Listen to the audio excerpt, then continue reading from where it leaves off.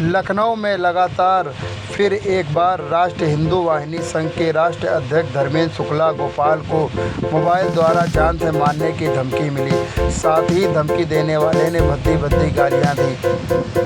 इससे धर्मेंद्र शुक्ला के परिवार में भय का माहौल है। साथ ही उन्होंने योगी आदित्यनाथ से गुहार की कि हमारे परिवार की रक्षा के लिए उचित कार्रवाई की जाए। जैसा एफआईआर की है कि आपको जान से मारने की धमकी दी गई है। जी, एफआईआर का कल 5:15 पे हमारे मोबाइल पे एक फ़ोन आता है अज्ञात व्यक्ति के द्वारा, और वो फ़ोन करते ही सीधे गाली देने के साथ साथ मुझे जान से मारने की धमकी देता है। और उसको मैं ये समझ नहीं पाया कि किस बात की तकलीफ़ थी, और उसने सीधे ही गाली देना चालू किया। और उसने ये कहा कि बहुत बड़े हिंदूवादी नेता बनते हो और किसी दिन किनारे पड़े मिलोगे, इस प्रकार की बात उसने किया। और लगातार वो गाली देता रहा, मुझे धमकी देता रहा। पूर्व में भी आपको इस प्रकार की धमकी मिल चुकी है और आपने एफआईआर भी करवाई थी। जी। तो क्या प्रशासन द्वारा किसी प्रकार की सुनवाई की गई या कोई आपको सुरक्षा और ऐसी कोई बात की गई?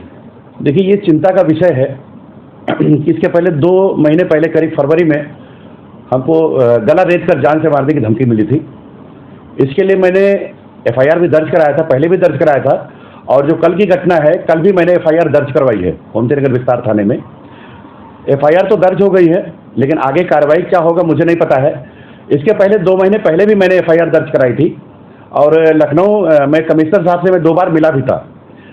मिलने के बाद उन्होंने आश्वासन भी मुझे दिया था सुरक्षा का कि आपको सुरक्षा भी मिलेगी। मैं ये नहीं कहता कि मुझे सुरक्षा दी जाए, सरकार को लगता है सुरक्षा देना है तो दीजिए। मैं सुरक्षा की चिंता तो सरकार को करनी चाहिए, लेकिन ये चिंता का विषय है कि अगर सरकार उस समय गंभीर हो जाती तो शायद ये घटना दोबारा ना घटित होती।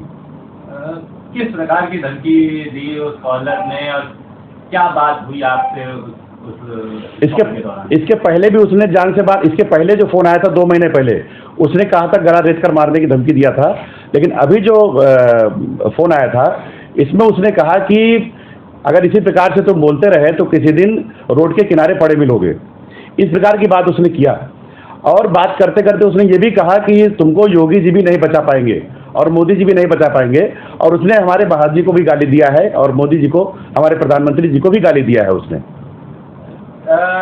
भाई, ये बात की जाएगा तो भाजपा सरकार है, लेकिन लगातार हिंदू नेताओं को धमकियां मिल रही हैं, क्या प्रतिक्रिया है इस पर आपकी? देखिए, चिंता का विषय है।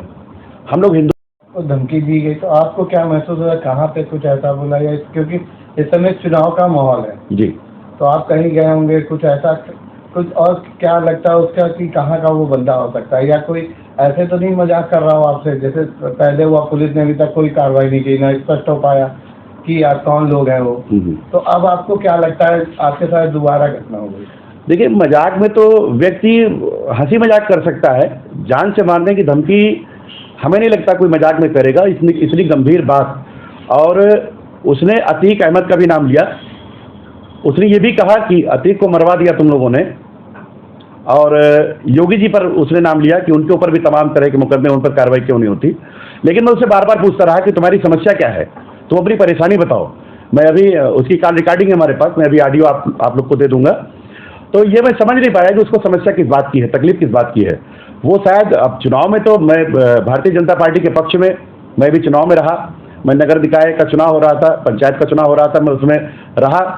और चुनाव में मैंने अपने भाषण में मैंने कहा है, हालांकि मैं किसी दूसरे धर्म के खिलाफ नहीं बोलता हूँ, लेकिन हाँ, मैं अपनी धर्म की बात करता हूँ, अपनी संस्कृति की बात करता हूँ, और ये मैं करता रहूँगा। और इस प्रकार की धमकियों से मैं डरने वाला नहीं हूँ। जो बातचीत की शैली थी, जैसे आपको वो कहाँ की लगती, कुछ अनुमान अपनी तरफ से समझ में आया कि कौन लोग हो सकते हैं? उसकी लैंग्वेज कुछ पूर्वांचल की लग रही थी। ऐसा लग रहा था कि देवरिया और कुशीनगर की तरफ का व्यक्ति हो सकता है, और इस बात का अंदाजा नहीं लग पाया। लेकिन वो बिहारी भाषा भी लग रही थी उसकी, कुछ मिक्सअप भाषा थी, मैं समझ नहीं पाया। तो ऑडियो में जैसा मैं सुन पाया हूँ, उसमें लगता है कि क्योंकि उसने गाली जो दिया है, बहुत ही शुरुआत से ही गाली उसने दिया, और गालियों से ही उसने पूरी बात की हमसे। 2 बार घटना होने के बाद प्रशासन की तरफ से इस बार यदि कोई एक्शन नहीं होता तो आगे क्या है? देखिए, अगर अब तो भाई ये गंभीर विषय है, और ये 2 बार हो चुका है। इसके पहले भी कई बार हुआ है, लेकिन इसके पहले FIR दर्ज नहीं हुई थी।